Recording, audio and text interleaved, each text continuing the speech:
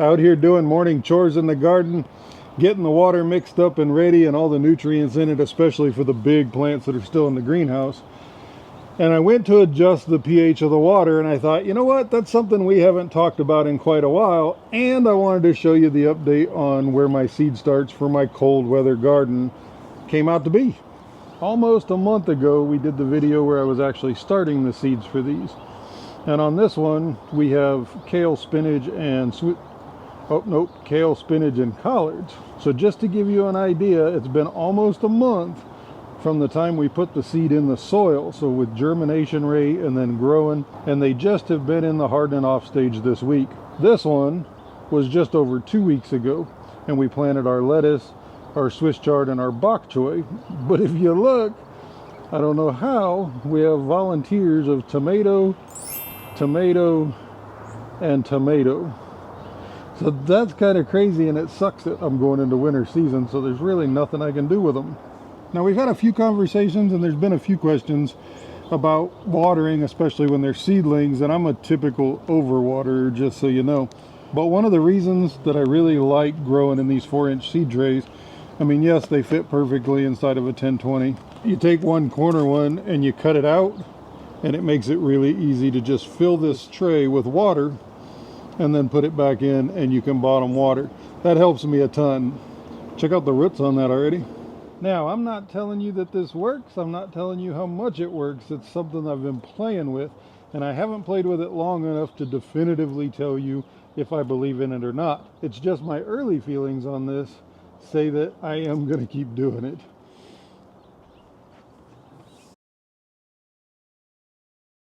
So the way I do it is I take the watering can, fill it up to a 10 count.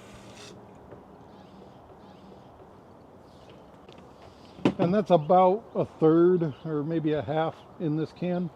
And now, because I use a 3-part, the general hydroponics, I'll go ahead and add my micro first.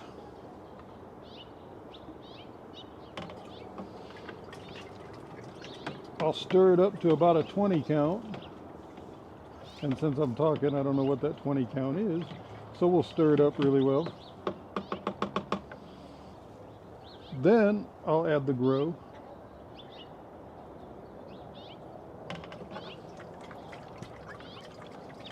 Same thing, stir it up.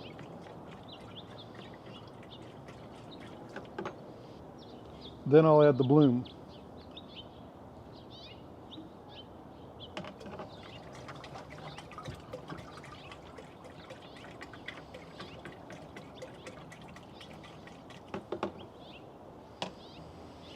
This actually isn't the normal time you would be doing this part, but I just wanted to show you the pH meter.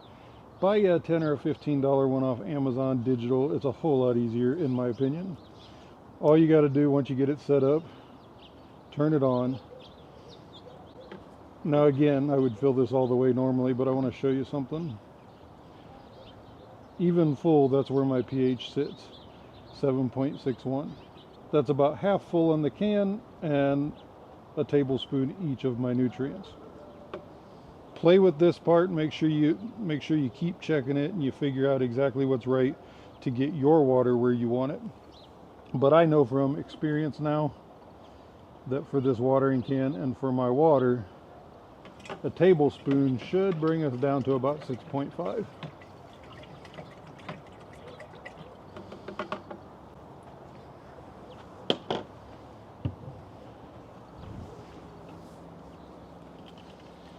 Top it off, and that'll stir it in the rest of the way.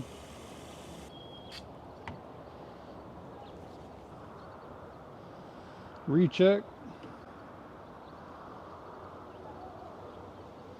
Ooh, even lower. Boy, was I wrong. Oh, that's right. I usually go about 3/4 of a tablespoon, but not as easy when you're doing it in first-person shooter mode. So this one, I'm actually going to, because it went a little lower than I want it to be, I'm going to give it to my blueberry plants. Let's try this again. You don't realize how wide these get at the top either. I think that's about where I normally do it.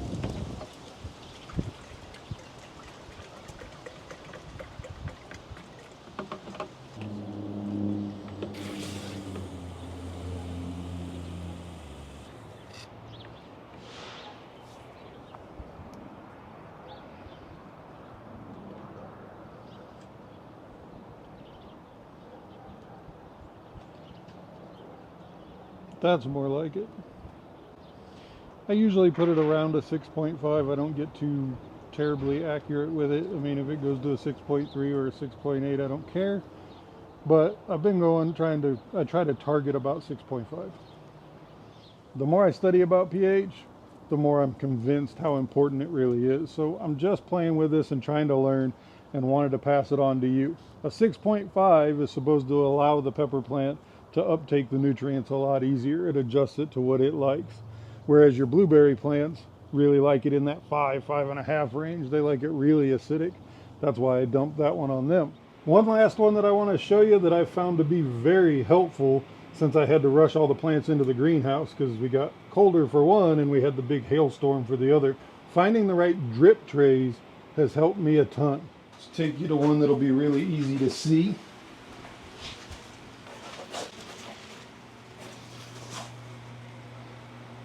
This is one of my Primatali plants. It's in a 10-gallon tub. And I've got the proper 10-gallon drip tray under it. So you can see I just watered it. It runs through. It fills that tray up to about right there. But as long as I fill it up to where it doesn't spill, I don't care. And then by morning, it will have drank all that water and that tray will be dry. Plus then, we're not wasting all that awesome water that has the nutrients that we pay good money for. It'll fill up that tray and that plant will drink it all day long as it warms up in that greenhouse. Then you can really gauge how much the plant is drinking, and it helps people like me not overwater. Hopefully you got something out of this, and at the very least, I really hope it gave you something to think about, because a lot of times in gardening, it's what seems like the smallest little things that give you the biggest results, make the biggest difference. So don't be afraid to try, and don't just blindly believe what you see on the internet. That's why I'm doing all this. I study just like you, and I watch people that are just like me telling you what to do, but I still try it in my garden because I want to know for sure. And in my opinion, if you don't try it for yourself, you can never truly say that you know. So always remember, you don't have to be a prepper to be prepared, and I will see you on the next one.